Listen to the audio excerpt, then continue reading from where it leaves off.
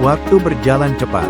Hampir 10 tahun semenjak Hua Xin Liong tinggal di Pulau Es, kehidupan penduduk di desa maupun di pedalaman berjalan damai.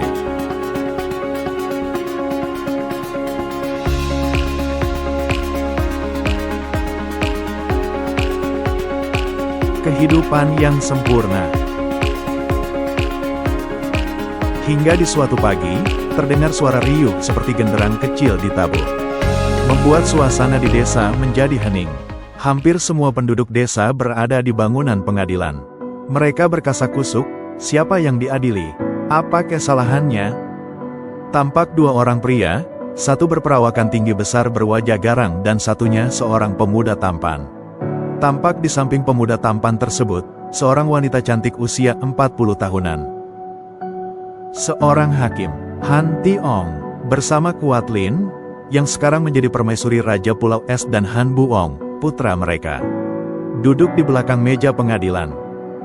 Bo Tangkui, kau dituduh sering berbuat arogan dan terbukti mencuri, ucap hakim dengan lantang. Hukuman yang pantas untukmu, buang di pulau neraka. Tunggu, tiba-tiba Xin Liong maju. Apakah semua pelanggaran itu dilakukan orang jahat? Apakah tidak ada pengampunan untuk mereka? Seketika hakim ragu-ragu untuk menjawab. Karena Xin Liong memang terkenal baik dan pintar di antara pejabat-pejabat istana. Tiba-tiba Han Tiong berdiri. Kau Xin Liong, tidak menghormati pengadilan yang sudah berlaku selama ratusan tahun.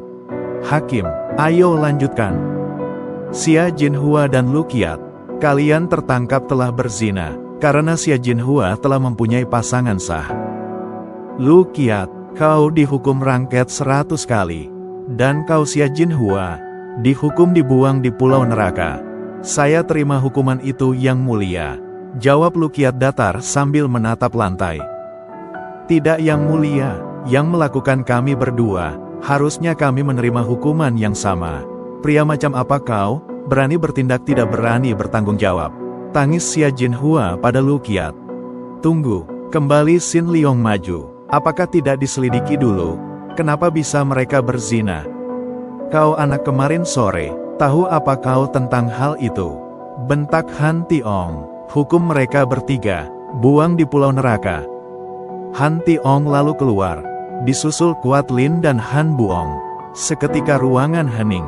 Hakim dan penduduk yang menonton pun ikut keluar meninggalkan ruangan persidangan tanpa berani mengeluarkan suara sedikit pun.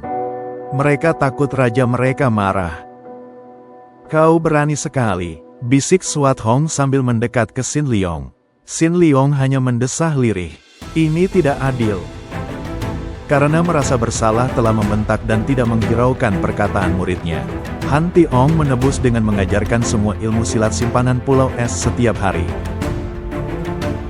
Hingga di suatu pagi, ketika Xin Liong sedang menikmati pemandangan pantai, terdengar suara genderang kecil itu lagi. Dan tiba-tiba Suat Hong sudah berada di sampingnya. Gawat, ayah, ibu, Xin Liong, ayo cepat ikut aku, ucap Suat Hong terengah-engah. Mereka lalu berlari menuju gedung pengadilan. Tampak beberapa penjaga di luar, padahal biasanya para penjaga itu berada di dalam gedung. Minggir, teriak Suat Hong yang mencoba menghalangi mereka masuk. Apa kau mau ini? Sambil mengepalkan tangannya. Tentu saja mereka tak mampu menahannya. Selain dia anak Raja Pulau Es, tentu ilmu silatnya jauh di atasnya. Di dalam ruangan terlihat sepi. Di meja depan tampak hanya 4 orang. Han Tiong, Kuat Lin, Han Buong, dan Hakim. Tampak pula seorang pelayan laki-laki berwajah ketakutan berdiri di pinggir.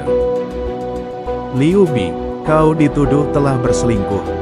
Dan hukuman yang pantas untuk orang seperti itu adalah dibuang di pulau neraka, ucap hakim. Jika memang itu tuduhan kepadaku, bisakah yang mulia membuktikannya? Kata Liu Bi. Suat Hong pun menimpali. Jika ibu melakukan itu, adakah saksinya? Aku saksinya. Tiba-tiba Han Buong melompat ke depan sambil menunjuk ke pelayan yang berdiri di pinggir ruangan. Aku melihat Bibi sedang berduaan dengan pelayan itu di dalam kamar. Padahal dia bukan pelayan Bibi. Tapi aku hanya... Ketika pelayan itu belum selesai menjelaskan, dengan sangat cepat Kuat Lin menyerang pelayan itu dengan pukulan jarak jauh yang mematikan, sambil berkata, Kau sebut anakku pembohong. Semuanya terkejut, kecuali Quatlin dan Han Buong. Mereka tersenyum licik. Karena bukti sudah hilang dan ada saksi, maka kau Liu Bi dinyatakan bersalah. Baik, jika memang ibu bersalah dan ibu akan dibuang di pulau neraka, maka aku Swat Hong akan menggantikannya. Setelah berkata demikian, dia melompat meninggalkan pengadilan itu pergi menuju pulau neraka. Kurang ajar, memang anak yang tak tahu diri, bentak Han Tiong marah. Karena anakku sudah menggantikanku, maka aku sudah tidak ada hubungan lagi dengan Pulau Es. Aku pamit. Suara lembut Liu Bi memecah ketegangan. Lalu dia pergi juga meninggalkan Pulau Es. Han Tiong yang tidak pernah menyangka akan menjadi seperti ini, meninggalkan ruangan dengan penuh rasa sesal. Sedangkan Quatlin dan Han Buong sekali lagi tersenyum licik. Rencana kita berhasil. Dan karena khawatir akan keadaan Swat Hong, Sin Leong segera menyusul ke Pulau Neraka setelah meminjam perahu dan bertanya-tanya pada penduduk di mana letak Pulau Neraka itu. Perjalanan yang tidak mudah, lautan yang benar-benar tidak bersahabat dan ikan-ikan buas yang selalu mengikuti kemanapun perahu itu melaju.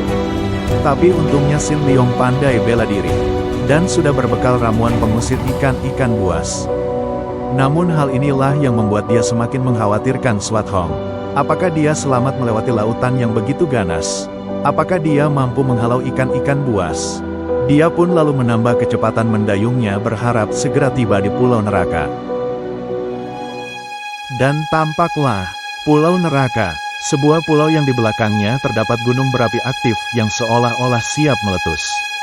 Pulau yang siapa saja ketika melihatnya saja enggan untuk singgah, apalagi untuk tinggal di sana.